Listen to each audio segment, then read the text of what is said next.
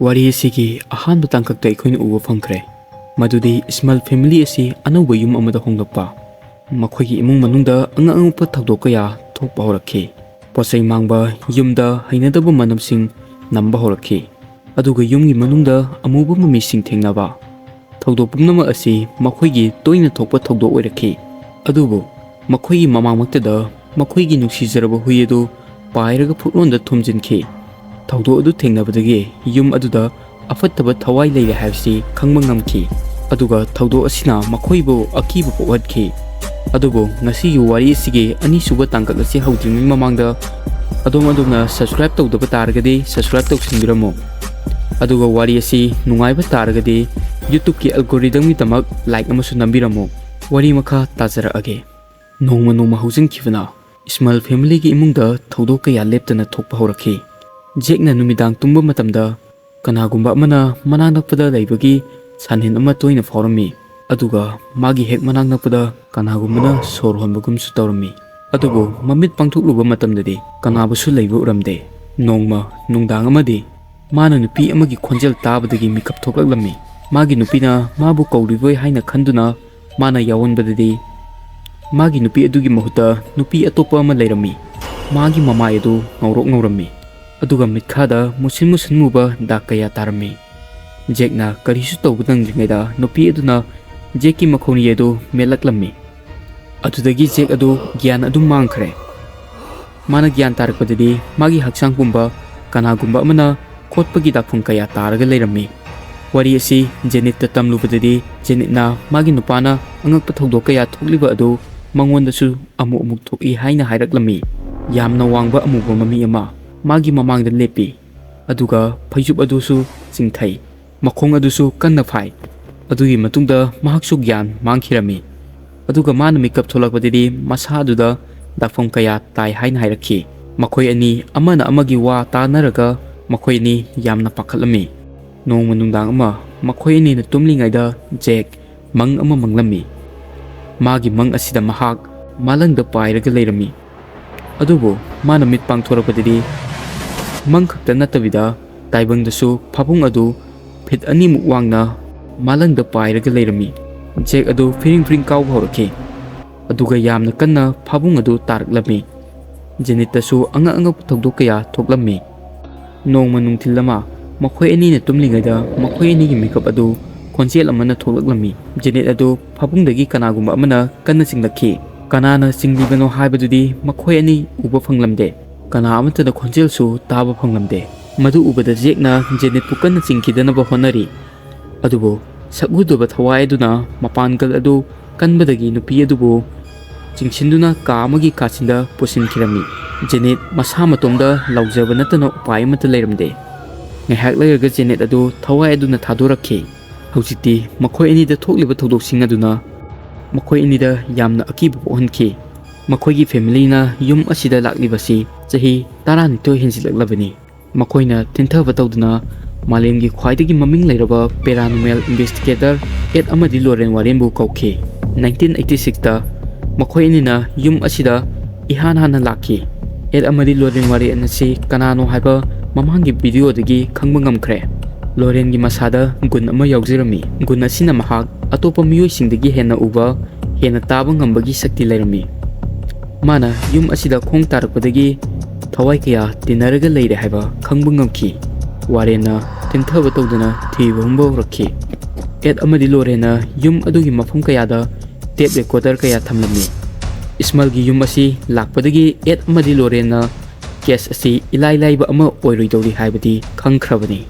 Makhoina thijin humjinba torokpada makhoina yum asida thawai mari leire haiba khangmngamkhi. Yamna ahan oirabi kana amatada sokhanba pamjadabi hanubi ama naha oiba khara sauganbi leisabi ama amana yamna wangba nupa amagi.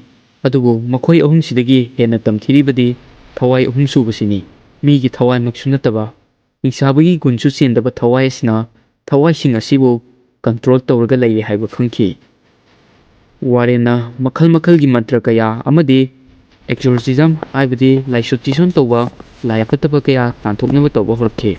Exorcism amagi manungda laigi mantra khara swalaga Edna yum asida koina chatlingaida khangawduna Jake amadi Janet ki kada mami ama uba phangki mana ka aduda changlaga mantra kaya kanna sonba horakki khangawduna magi makhawri edu kanagumba amana melakpadagi ma sonba waraklami sakudaba thawai adugi khut adu magi ngaksamda kanna metli matam asida Ed ki team member ama laktuna laishon tison kaya sonba horakki ngaihak leiraga magi ngaksam adu metlamba adudagi thadolakki adubu magi ngaksamda khutki mami amadi taaduna leirami mantra kaya solabasu yum adugi thawai aduna tamnaba lepa kawbadi leiramde yum adugi phibam aduda yum adugi apikpa angangsing adu matomda tumba phaw ngamsilaktre Jesus Christ ki cross na singba masa matomda phawba makhada tarke yumgi chokri table na singba masa matomda mafam hunglaki yum asi thawai afattaba singsina mathak makha fajana ole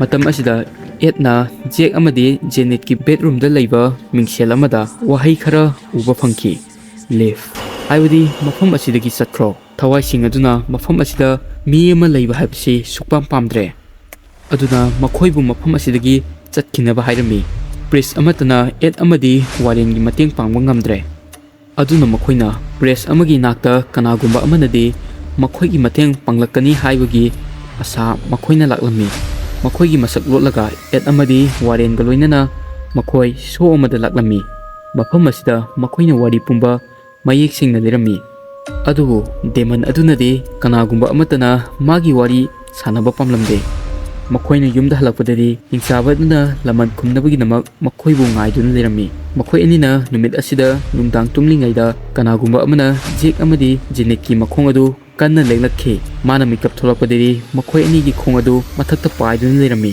makhoi ani gi mangda yamna chawba hingsaba ama leptuna lerami makhoi ani na ahanbo ina akiba hingsaba si mitmangmang tla uribani yamna wangba amuba mami amamba maraktagi magi mamit adu irangdangna leiri hingsaba si yamna sawgi matawgumna gangbagi khonjel su tarami khangawdana Jake amadi Janet sor honba letlami aduga makhoi ani gi sor phunjinkhre ngehak leirga makhoi ani gyan mangkhirami mikap tolakpadidi makhoi gi masa adu dakpham kaya leirami Warrenna ninghannaba leituna amukasu laklami aduga laishon tison ama tawringaida Janet adugi masada thawai amana changkhirami aduga mahak malangda pai horki magi mamit adu ngawrok ngurami aduga masadu anaba khangdagi kanna su laurami Jake na phibum asi mamitta yengbu ngamlamde mana laishon tison adubu lep pamlami adubu Warrenna exorcism adu lepsi haiba yaramde Janet adudi kanna lauri khangdana magi khonjel adu kanagumbana lon amada lawrapagum honglakhi matam asida malangda pairiba Janet adu faklonda thumjinki aduga makhada taraklami Janet ki koktagi I kaya taki matam asida Jake na exorcism adubu lephallami Warrenna magi aroiba exorcism adu 1989 da tawrammi thawdok asidagi tamnabagi thawdoksing adu tamna ingthakirami adubu official oinadi hingsaba aduna Smurl family adu thadokpirami haibadi leite sahi 15 mu wana khanglaba matungda Smurlna yum adu thadokpa tarami Smurlgi tamnabagi thawdoksingda asuknakpa thawdok asi thokidri masak udaba hingsaba aduna makhoibu yum aduda thana kuinga nathokpa ngamdana leihanki Warren masamaktadusu magi punsigi paranormal activity kaya amada thawdok asidagi hena ngakpa hena kiba thawdok amada thingnadri hainga hairaki Smurlgi case asina Ed amadi Warren gi career da solve tawba ngamkhidaba thawdok ama oiki